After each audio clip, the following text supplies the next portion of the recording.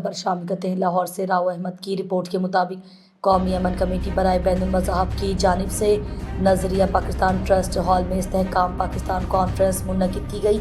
मरकज़ी vice chairman Pakistan व chief executive जे news मियां राहील हुसैन का तकरीब से खिताब।